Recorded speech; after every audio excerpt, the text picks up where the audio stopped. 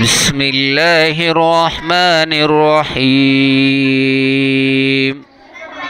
والذين كفروا وكذبوا بآياتنا أولئك أصحاب الجحيم يا أيها الذين آمنوا اذكروا نعمة الله عليكم إذ هم قوم أن يبسطوا إليكم أيديهم فكف أيديهم عنكم واتقوا الله وعلى الله فليتوكل المؤمنون.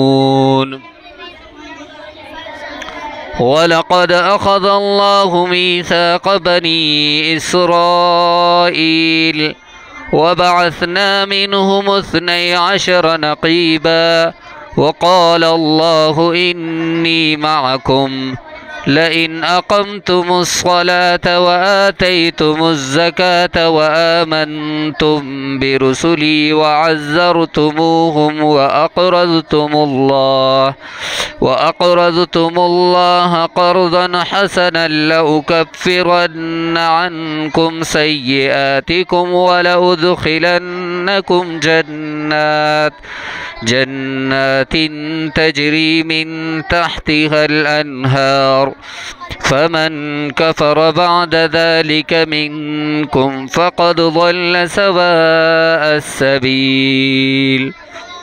فبما نقضهم ميثاقهم لعناهم وجعلنا قلوبهم قاسية يحرفون الكلم عن مواضعه ونسوا حظا مما ذكروا به ولا تزال تطلع على خائنة منهم إلا قليلا منهم فاعف عنهم واصفح